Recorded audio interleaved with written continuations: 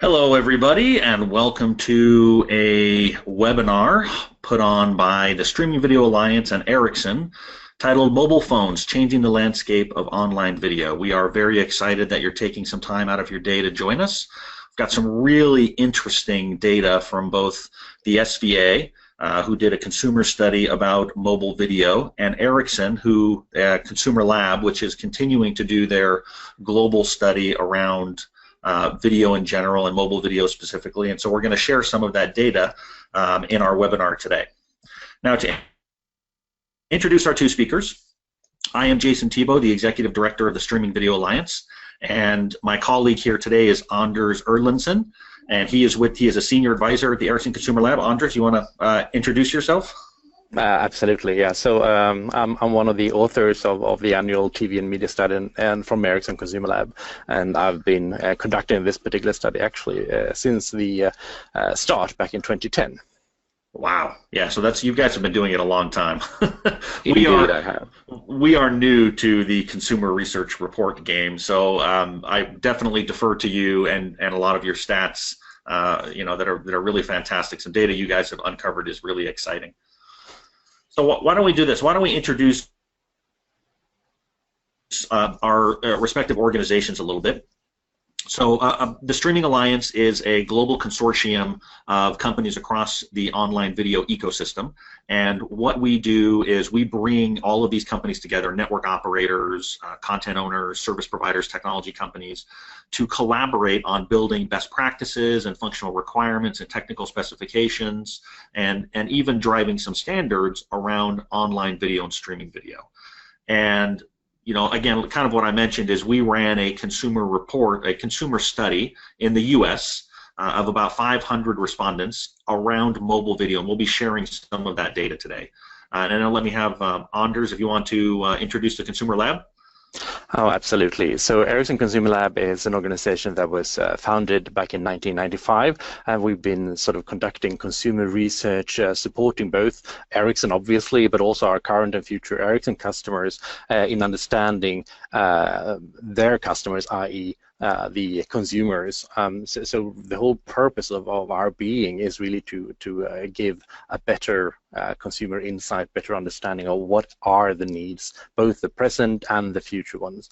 And every single year we do research in more than 40 countries globally, representing the views of over 1 billion people. And TV and media is naturally not the only topic that we cover. We cover a lot of different ICT topics, anything related to ICT really, ranging from people, consumers, how they relate to privacy and personal information, or cloud services, or anything. But of course, what we're going to talk about today is our annual longitudinal study around TV and media habits. Fantastic. Yeah, you guys are really doing a lot of research, globally. It's fascinating and fantastic to hear about. All right, so let's get started here. So we know that the TV experience is changing, right? So the image that we've got on the screen is kind of something that everyone's used to. It's sitting on the couch and grabbing the remote control and pressing the power button or the channel buttons, and everything just working wonderfully. But as you can see, sitting next to that person is somebody on their mobile phone, right? The second screen and the smaller screen and other devices are becoming increasingly popular amongst consumers to not only consume video, but to do all sorts of activities while they're watching television or video.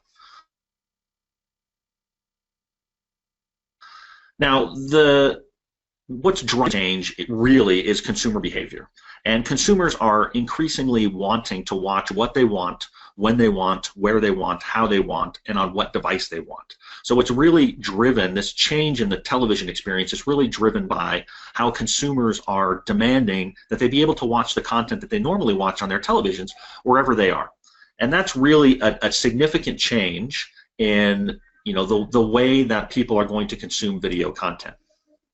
Now, broadcasters are really rushing to meet this demand, so they're making changes technologically, they're making changes in business models, and they're really starting to think about how do we deliver our content to those viewers on those other devices, connected devices, mobile phones, laptops, tablets, et cetera, et cetera.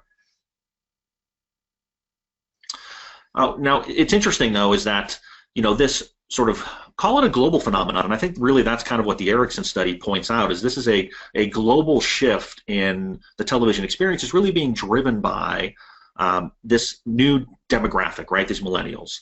And they're the ones that have sort of transitioned from that traditional, I want to sit by my TV and wait for them to tell me what's on, to I want to watch what I want, where I want, when I want. But it's really the generation after them, and we'll talk about this, at the end of this webinar, that's driving it even more. Of course, one of the things to understand is that watching video on a mobile phone or watching video on a mobile device is really targeted at on-demand viewing right now. Sure, there is a lot of live streaming happening, and there's a very big push right now for more live streaming, especially of sporting events. But when we talk about watching content on the mobile phone, and some of the data that we're going to show you today is really targeted around that VOD experience, right? Being able to access libraries of content, when they want to. Now, obviously, the catalyst for this change is really the mobile phone.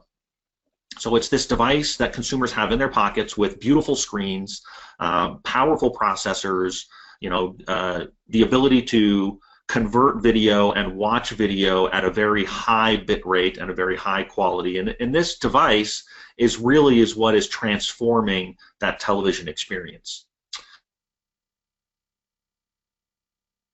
Now, just a little stat for you, right? We know that the smartphone, which is the primary vehicle to watch mobile video, is growing, exponentially around the globe. This is not just a large metro market phenomenon. This is something that people are picking up everywhere in developing countries and first world countries, and they're using these devices to do lots of different things, but one of those activities is to consume mobile video, and that's primarily because the processors and the memory and the screen and the device is so powerful that it can render out video at a very high quality.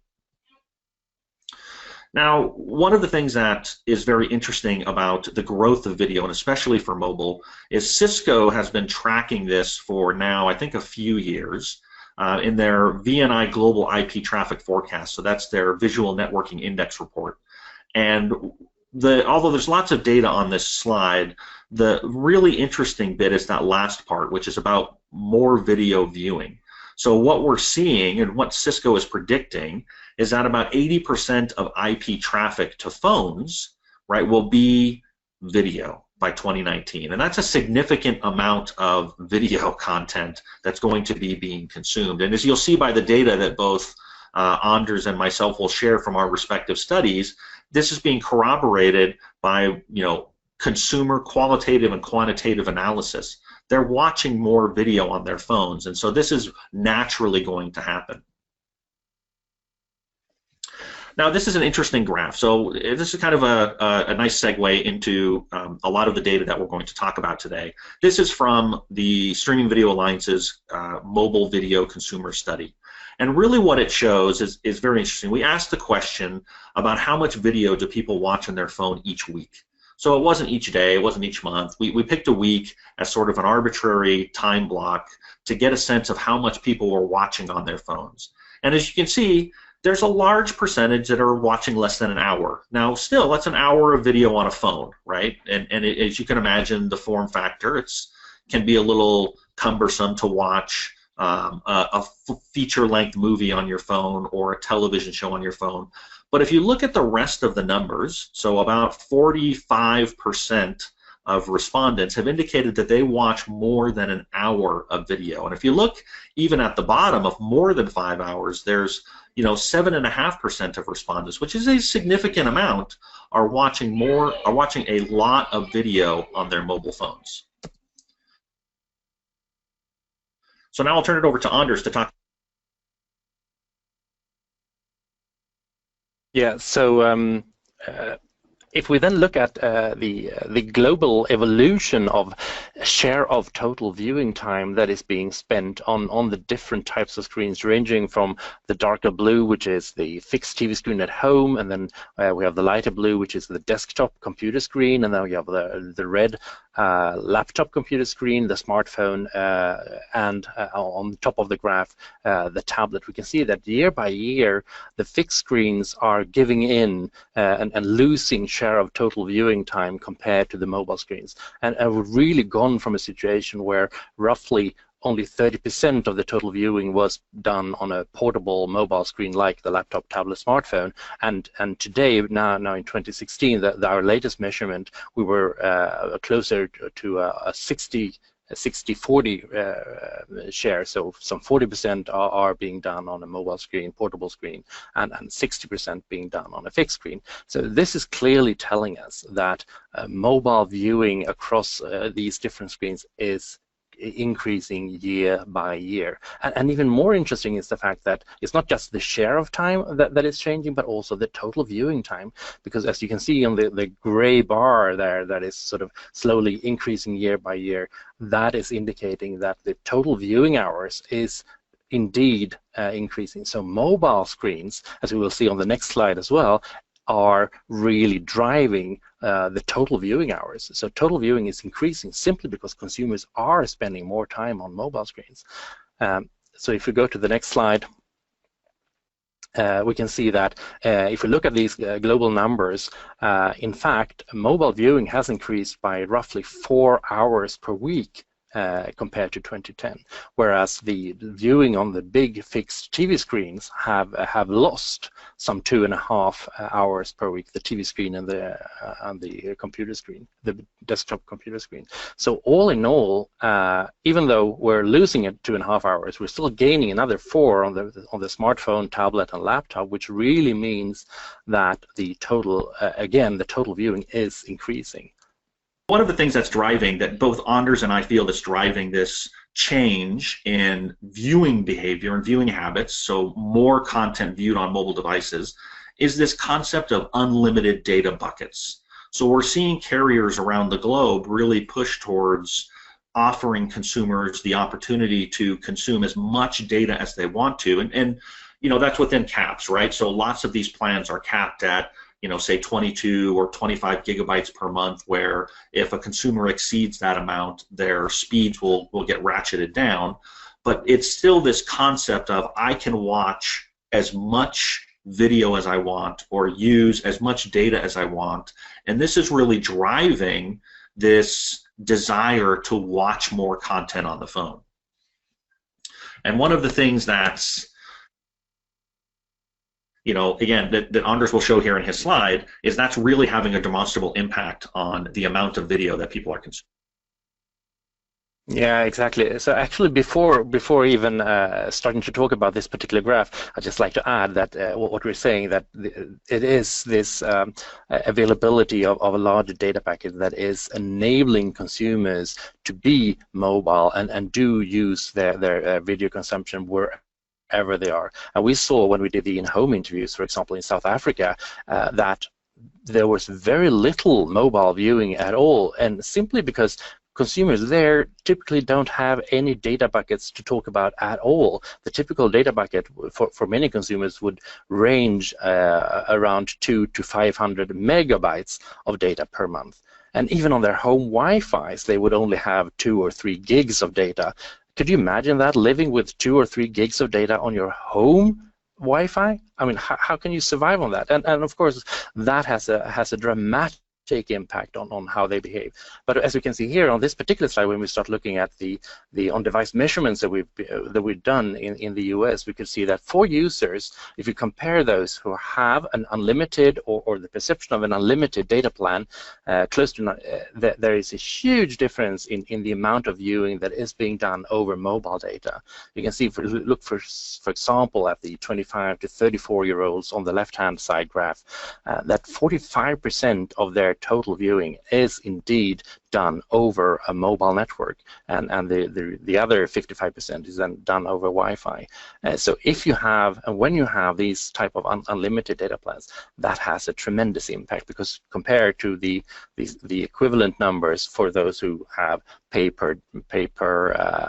as you go or more limited data plans, a very small part of the total viewing is being done using mobile data, so the vast majority being Wi-Fi.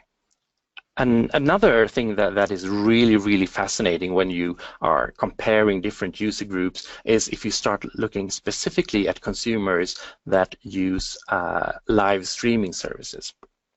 So what we're seeing here, we're comparing two types of users: those who use live streaming and those who don't. And we do it both in South Korea and in the US. And again, this is on-device measurement, so this isn't something that we ask consumers about, but rather something that we caught by measuring through apps in their smartphones. And as you can see here, if you start by looking at South Korea, there is a significant jump in data usage when between a consumer that are using these new live video streaming services like Facebook Live or Periscope or whatever live streaming services there is, and of course, when they start using these kind of services, and particularly if they actually become streamers, those that are creating these videos, this is indeed impacting the mobile networks even more, because then we're also taking charge of the uplink in the mobile network. But you can see also in the US there's a dramatic increase, not as big as we can see in South Korea, but still a significant jump from 23 gigs per user and month up to 33 gigs per user and month between comparing those who use live streaming and those who don't. And this is something that's corroborated a bit by the study that we ran in just the US. Again, so ours was very qualitative. So we asked consumers to answer questions about how they felt about things, and one of the questions we asked them was basically, would you watch more video on your mobile phone if you had an unlimited data plan? And as you can see by the graph here, obviously the majority of our respondents are indicating that yes, they would watch more video, if they had that unlimited data. So it's really, again, all of this information that both Ericsson ConsumerLab is collecting and then that we have collected really points to the fact that data availability is a key driver in how much video consumption is really happening. I mean, I think consumers feel like, okay, I've got all this data, I can just use it in whatever means I want, and so I'm just going to watch a television show right now, or I'm just going to watch some more YouTube right now. So it's, again, a real prime indicator of consumer behavior. Yeah, when we've had in-home interviews and we've met with consumers, we've even heard them tell us that, well, I'm paying for 20 or 40 gigs of data, so of course I'm going to use it. No doubt about it. Absolutely, and it really does make intuitive sense, right? And when you have that capability, you're going to put it to use. And we definitely see it in the U.S. market. There's a real competitive landscape amongst mobile carriers to offer the best unlimited data plan. And we're seeing now, not only are they offering these plans, but they're continually competing against each other on price. So now we're getting consumers who are saying, wow, I can get unlimited data for $30 a month, for $15 a month, for $10 a month. It's just going to keep dropping, and that's going to drive more mobile video to be consumed. So who exactly is this, mobile video viewer? And what we want to do now is we want to go through some sort of key demographic insights, again, both from both of our studies. And let's start out with a little bit from Ericsson on the TV and media attitudes of this demographic. Yeah, exactly. So when you want to understand consumers, it's actually important not only to look at how they do behave, but also to understand the underlying attitudes. And these are just three snapshots of sort of over the years that we've asked these attitude questions. How is it changing? And as you can see, preferring on-demand over linear scheduled viewing is something that has increased year by year, even though the majority of that viewing happened between 2010 and 2012, and then it's flattened out. But if you, on the other hand, see the importance of now we're jumping here. Yeah, sorry. If you look at the fact that consumers are saying that internet is a natural part of my TV habits, that has grown even further. So it's actually overtaken the preference of on demand. So really jumping from less than 40% that agreed with that back in 2010 to roughly 60% that agree with that today. And last, and in this slide, the least, but still significant growth when it comes to the portability of content. And we're seeing that in market after market, and particularly within Europe, where they're now starting to introduce new legislation within the EU, enabling consumers to bring their content with them wherever they are. This is clearly something consumers not only want, but they actually expect it. They really demand it. And this viewing wherever you are is actually something that we can see when we start asking about, okay, so in what situations during the day are you consuming TV and video content? Starting in bed before getting up in the morning, during the day, commuting to office, commuting to school, at school or at work, out and about in the city or at a cafes or even events, and of course in the end, at the end of the day, at home during the evening and in bed before falling asleep. And as you can see, we're talking about a significant growth year by year. We're looking at the amount of people that they say they do this at least once per week. So you can see it's actually jumped from 19 to 33%. So one third are today watching TV or video in bed before getting up in the morning, and in fact it's almost 2/3 that are doing it in bed before falling asleep at home at least once a week. So really every single year we've seen a significant growth in the amount of people that do this in all these away from home and new viewing situations where you didn't view it before. The only place where we're seeing not so much growth is at home during the evening, which is sort of the old traditional place and situation where everyone was viewing. So it was 86% that did it back in 2013, and now it's at 93%. So very, very stable growth there. But in many other situations, it's really skyrocketing, going from 6 to 25% in just 3 years or 4 years' time. Quite amazing growth. It really is an amazing growth. Absolutely. And of course, what are consumers watching? What type of content is it that is driving the mobile viewing? Well, we know from a lot of our both qualitative and quantitative research that naturally user-generated content and the type of content that you would find on YouTube and other services is quite dominant. It's not the only content for sure, but it is dominant. And if you look specifically at YouTube viewing and how it's shifted comparing 2011 to 2016, we can see some quite astounding changes. Back in 2011, there were some 3% that claimed to watch YouTube more than 3 hours per day. And now in 2016, it's jumped to 10%. So 10% spend more than 3 hours per day watching YouTube, and another 30% are watching it not less than 3 hours, but still daily. So 40% of consumers are doing YouTube every single day, and only 8% never watch YouTube. Only 8% never ever watch YouTube. Everyone else is doing it. Can you imagine that? One of the things that we looked at in our consumer study was what kind of content people were watching and on their mobile devices. And as you can see down at the bottom, the greatest amount of content that's being watched is UGC, right? So similar to what Anders was saying, it's really about YouTube. It's really about that content that people can watch, so do-it-yourself, how-tos, things like that. But some of the other interesting categories that are very high are news, right? So people are watching news content on their mobile phones. They're watching, even though they're not watching a ton of original series, so let's say they're maybe not watching a lot of Netflix, they're still watching a lot of TV shows, so maybe a lot of Hulu. Again, a lot of content that's on YouTube, as well. And I'll turn it back over to Tom. Yeah, so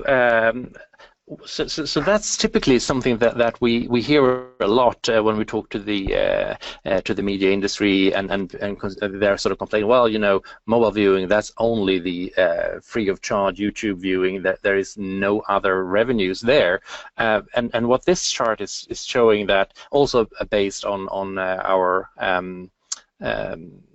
analytical platform on the on-device measurements, is that no, not all of the viewing is free of charge. There's actually quite a significant portion that does generate potential revenue for whoever is providing it.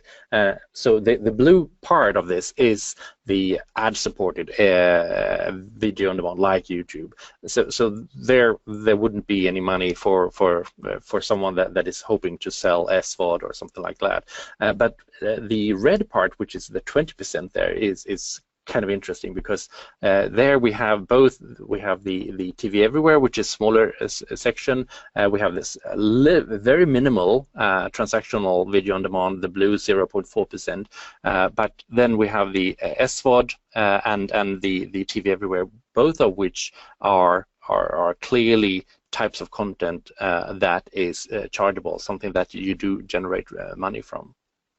So this really brings us then to the next part of the topic, which is understanding the different types of consumers, because just as Jason mentioned before, change happens, but it doesn't happen with everyone at once. It happens in different types of user groups, it happens at different age groups, etc. And what we're illustrating here is one way of looking at the overall market. So again, I'm now sharing the global numbers, but this type of information is available for all the markets that we conducted the data research for. So we're really splitting the consumers into different TV user groups, different groups that consume TV and video in different ways. And I'm just going to focus on a few, and particularly then obviously the mobility-centric group, which I'll get back to in a moment. But of course, there is still a TV couch traditionalist group, a group where the vast majority of the viewing is happening in front of the big TV screen, and very minimal viewing on other screens.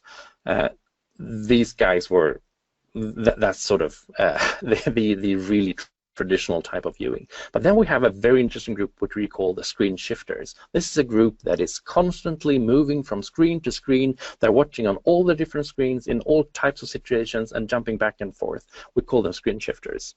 We have the group that really started off the whole on-demand era, the computer-centrics, the guys that really wanted to watch on demand as soon as it was possible. And that group is the computer-centrics, with the vast majority of their viewing on either the laptop screen or the tablet screen, laptop screen or the desktop computer screen.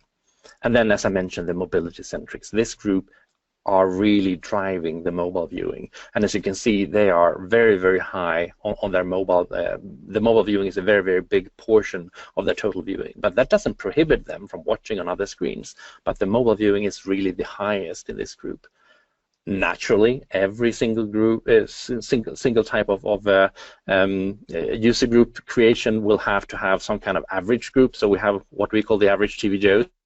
If they were living in Sweden, we'd probably call them Svenssons. So every single group has a grouping has this group, and then last and least we have the TV Zeros.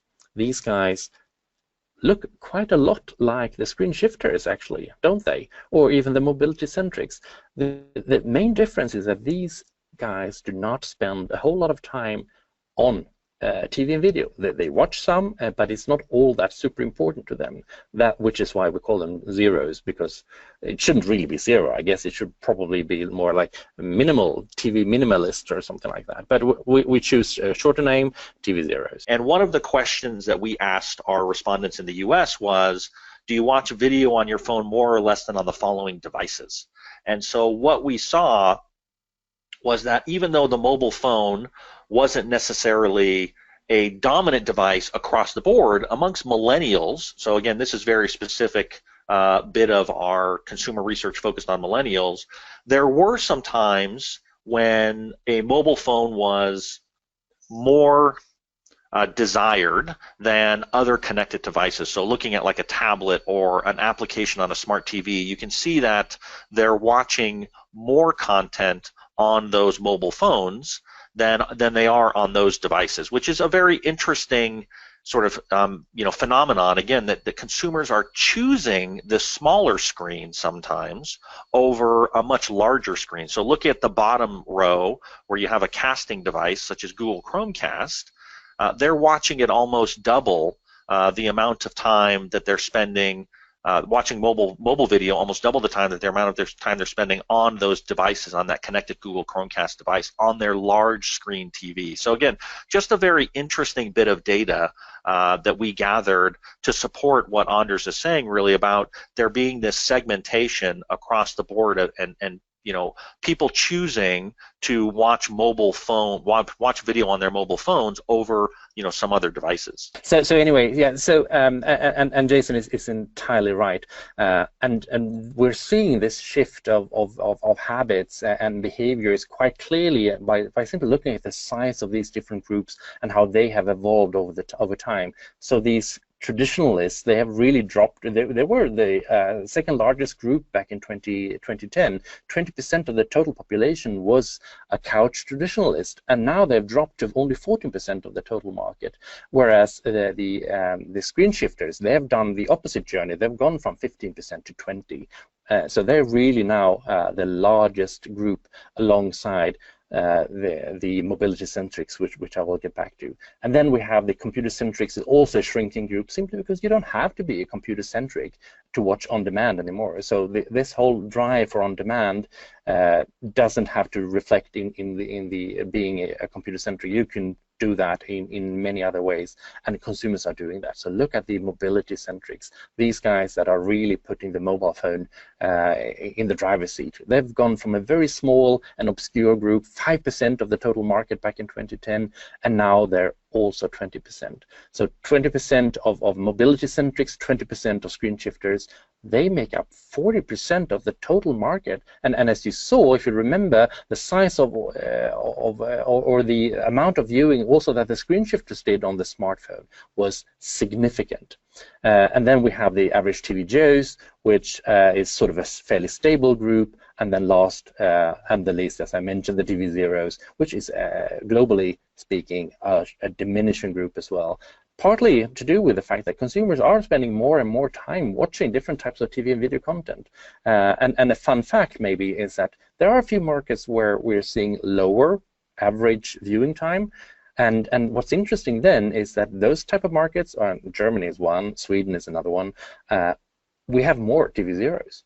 In those kind of markets, we would typically see more TV Zeros. So it's quite easy to explain the overall habits of a market by the amount of TV Zeros they have.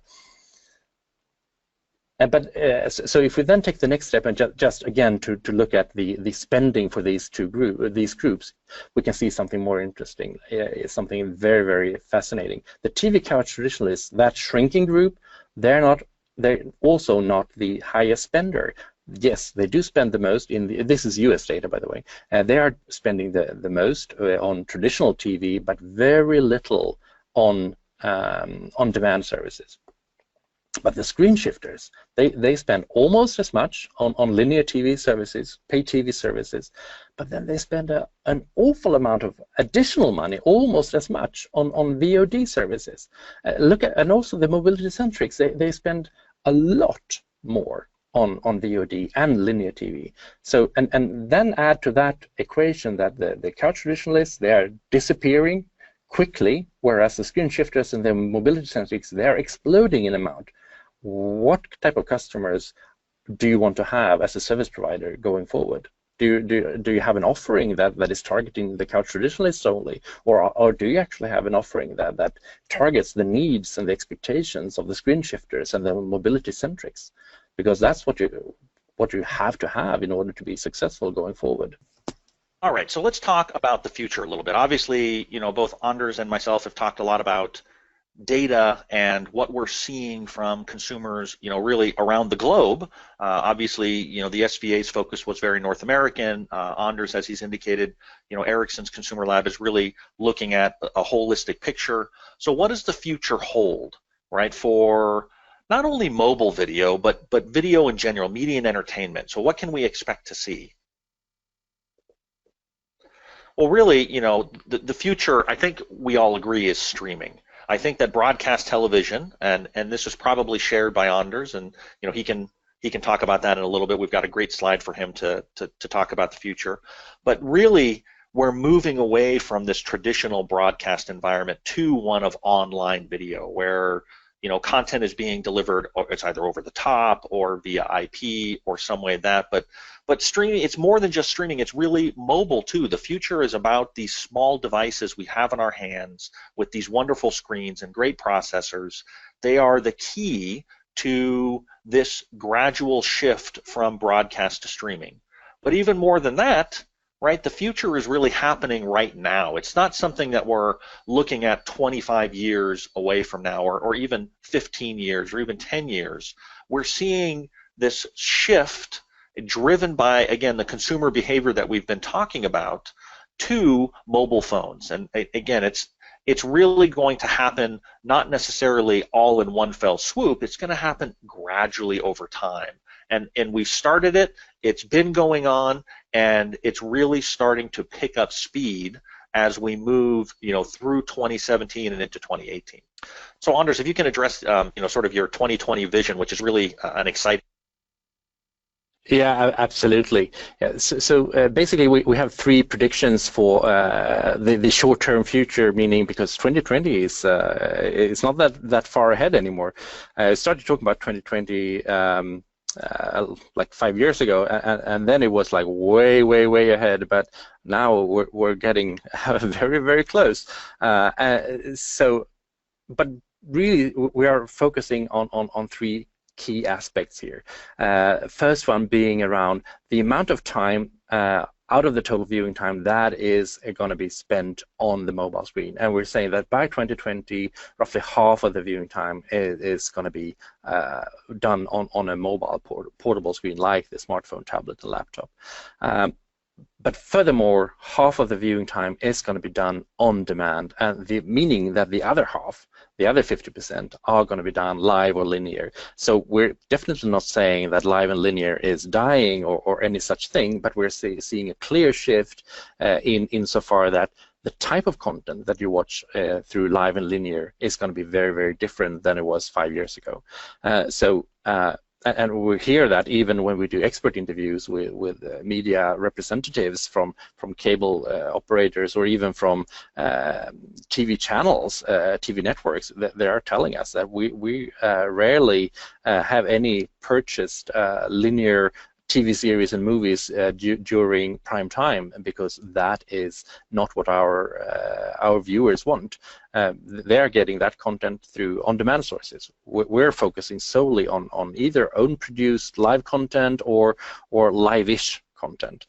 So that means that the live and linear is still very, very appreciated, but for a different type of content than it was just a few years ago.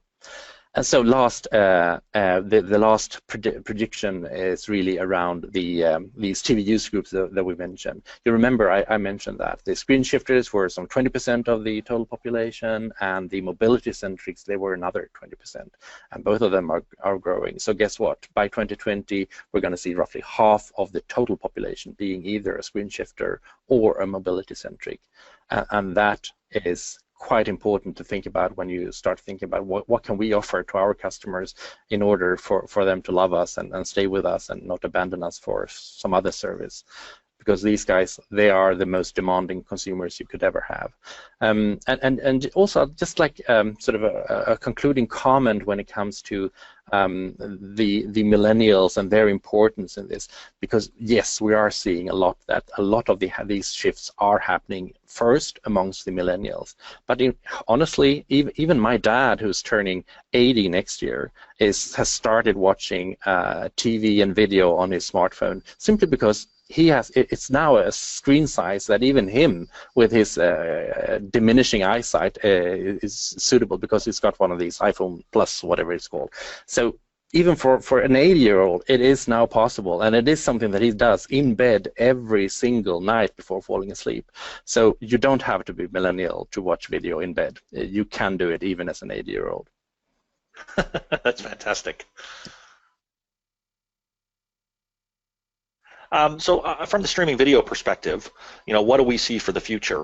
One of the things that we're actively working on is, some kind of future of streaming that involves all of the constituents. So we're looking really at the technology. So where Anders was looking at what's going to happen from a consumer perspective, the SVA's predictions are really about what's going to happen from a technological perspective. And where we think things are going is really uniting all of the constituents within the streaming video value chain. So again, those operators, those technology providers, the service providers, the content owners, so that everyone can really participate not only in the delivery of streaming content, but really in the upside, right, in the monetization and the revenue generation. So one of the things that we've done, for example, is we recently announced a proof of concept around open caching. And open caching is intended to improve the user experience for online video, especially to mobile phones, where latency is a very big problem. And you can read more about this on our website. This is just a screenshot of an article that was written around this proof of concept, but we brought together 7 companies from within our member organization to put together what they felt was an open caching architecture based on the specifications and requirement documents that we had produced as an organization. And so where we see the future going, again, more towards streaming and less towards traditional broadcasting, we're going to need the technologies in place in order to provide a way for everyone to take advantage of being able to stream online video. So what can you do as a company? So let's say you're a content owner, let's say you're a distributor, let's say you're a network operator.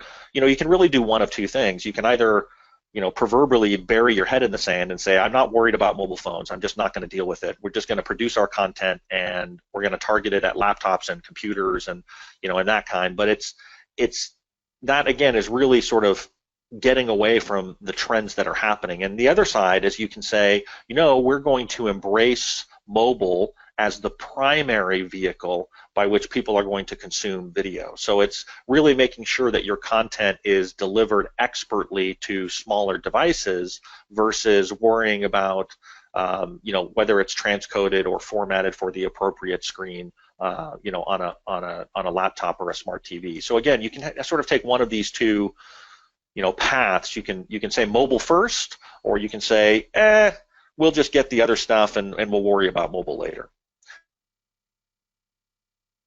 But you can't ignore the fact that and Anders' anecdote with his dad is really a fantastic anecdote, because we are seeing that. We are seeing even in our own consumer report more baby boomers and later generations starting to embrace mobile video more and more.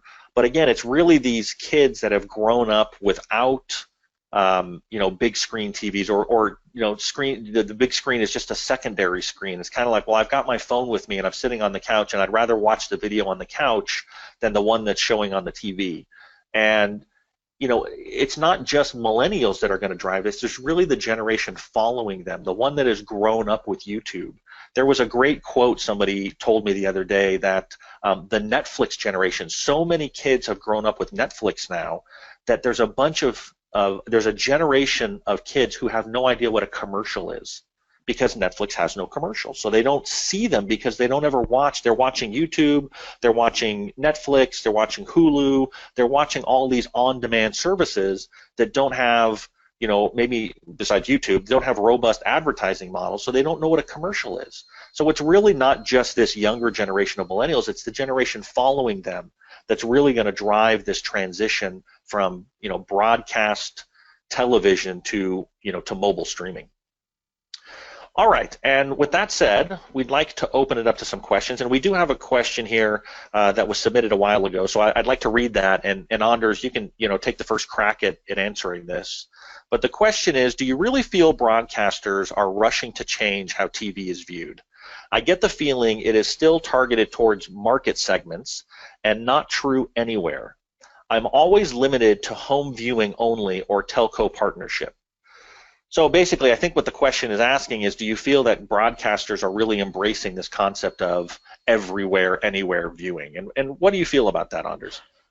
Yeah, it's a quite good question, and of course, it does depend on which market we are talking about. And I know for the US, if we start there, there has been more than one challenge insofar that many of the agreements that has been in place have sort of made it very hard to offer a true TV anywhere experience. But having said that, we're clearly seeing that consumers don't really think about it as a TV everywhere unless you can use it wherever you are, even if you're in Bahamas or in Spain. And of course, doing that full global TV everywhere experience is still way out there. It's not really happening for anyone, not the full scale one version, of course.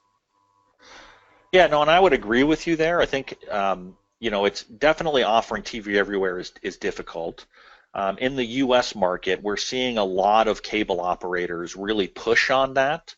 You have companies like Comcast and Charter and Verizon really offering solutions that enable their viewers to take their content anywhere. And we do see it somewhere in Europe as well, like with Sky. So Sky Q.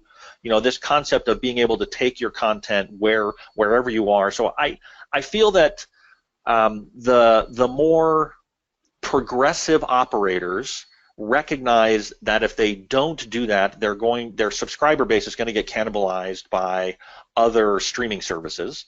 And so the progressive ones are really saying, wow, we need to do this. We need to offer a platform, an OTT platform that allows our consumers, our subscribers to watch content anywhere.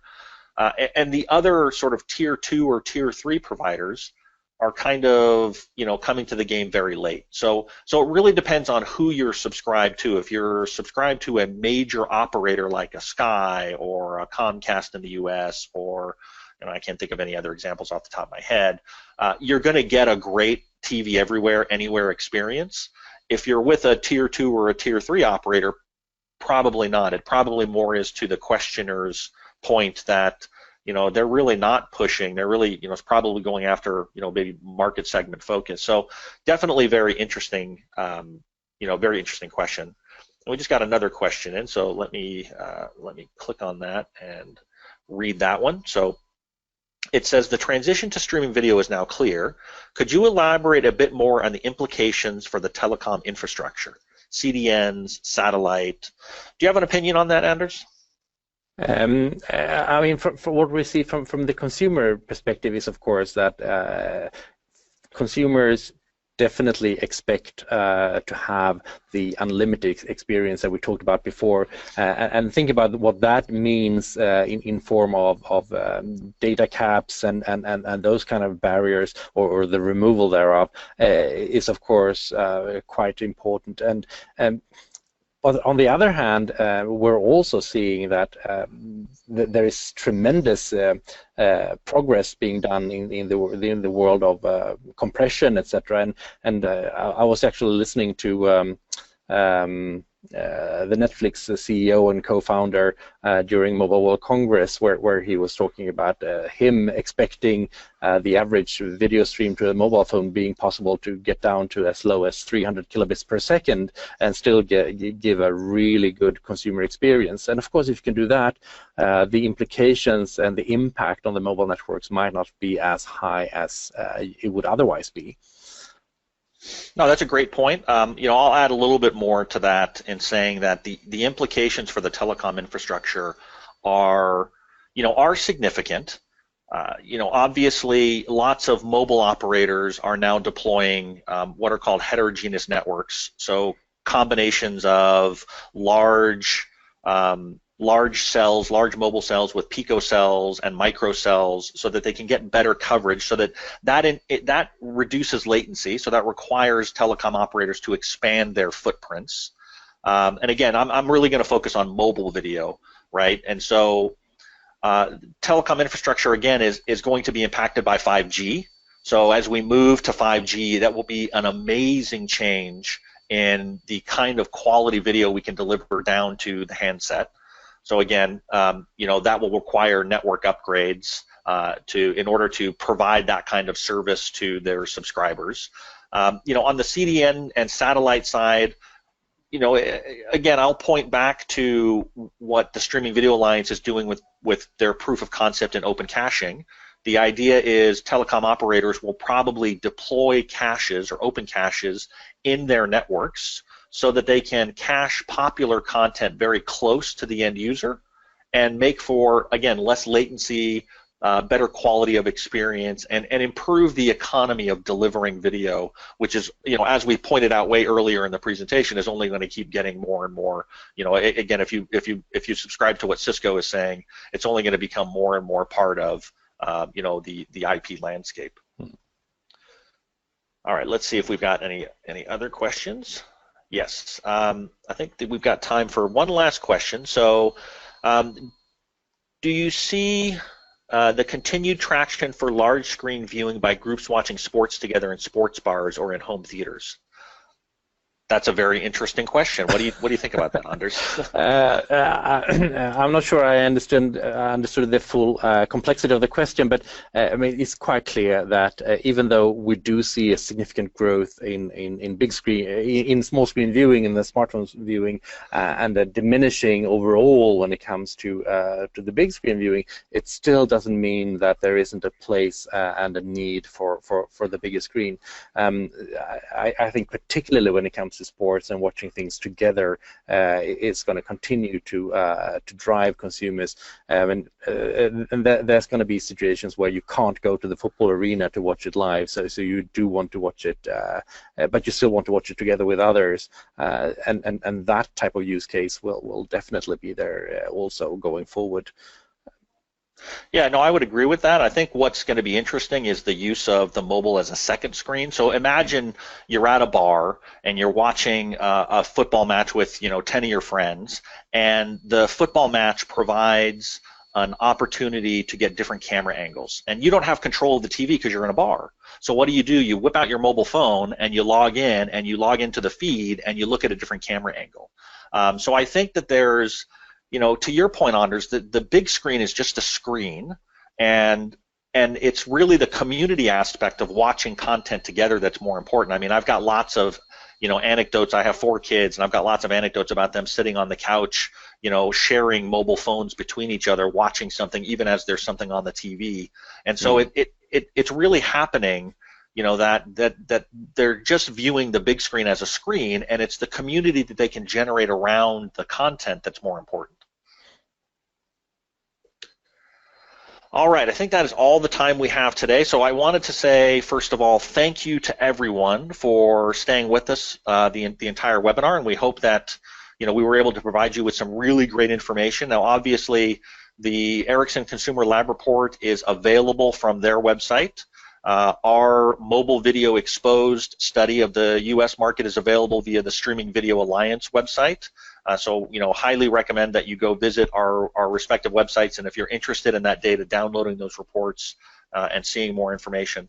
But other than that, I wanted to say thank you again very much, and Anders, thank you for the wonderful presentation you gave. Yeah, thank you, Jason, for your great contribution too. And I apologize for the slight technical difficulty I had earlier. What can you do with computers? So you can only do so much. But again, thanks everybody. And this will be recorded and available, on YouTube and some other places. So we'll be sending that out to everybody as well. Again, thanks, and everybody have a wonderful and fantastic rest of your day or evening. Thank you, and goodbye.